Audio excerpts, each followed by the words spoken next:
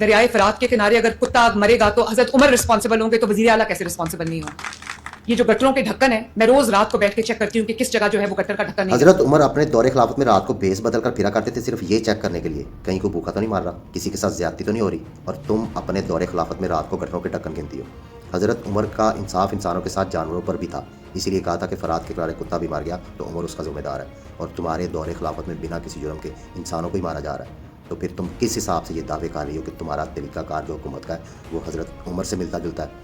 حضرت عمر نے جتنے علاقوں کو فتح کیا تھا نا، اس سے زیادہ حضرت عمر کے کپڑوں پہ پیوند لگے تھے، یہ تھی ایک خلیفہ کی سادگی۔ اور تمہارے خاندان نے صرف پاکستان کو فتح کیا ہے، اور اس کی مد میں تم نے پنجاب کو فتح کیا ہوا ہے، وہ بھی صرف اور صرف جھوٹ کی بنیاد پر۔ اور سادگی ماشاءاللہ ایسی ہے کہ اللہ کی دی ہوئی شکل کے اوپر جو ہے نا شکر ادا نہیں کیا، کفار کے ممالک سے جا کے پلاسٹک سرجری کروائی خود کو جوان رکھنے کے لیے، ان کے ممالک سے مہنگے مہنگے چشمے، مہنگے مہنگے پرس، مہنگے مہنگے جوتے، اور کپڑوں کا یہ عالم ہے کہ روز نیا کپڑا پہننا، ہر پریس کانفرنس میں نیا سوٹ پہن کے جانا ہے، اپنے ارد گرد کیمرہ مین چھوڑے ہوئے ہیں جو ہر وقت تصویریں بناتے رہے، ویڈیو بناتے رہے، تمہاری خوبصورتی دکھاتے رہے، یعنی اپنی زندگی جو ہے نا پوری عیاشی سے جی رہی ہو فرعونوں کی طرح، اور دعوے کر رہی ہو حضرت عمر رضی اللہ تعالیٰ عنہ کے طریقہ سے زندگی گزارنے، حکومت کرنے کے۔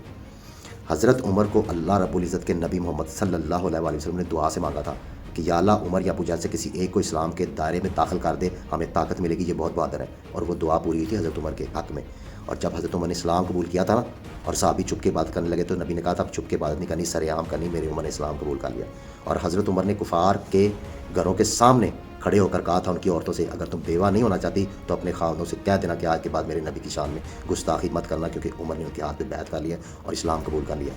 اور تمہارا پورا خاندان یہود و نصار کے درمیان بیٹھا ہے، تمہارے چچا جی نے ادھر جا کے حماس اور مسجد اقصیٰ کے خلاف دستخط بھی کر دیے ہیں، اسرائیل کے حق میں، کافروں کے حق میں، حالانکہ اللہ نے قرآن میں کہا ہے کہ یہود و نصار تمہارے دوست نہیں ہو سکتے، اور جو ان کے ساتھ شامل ہو وہ بھی ان میں سے، تو پھر تم بھی ان میں سے ہو،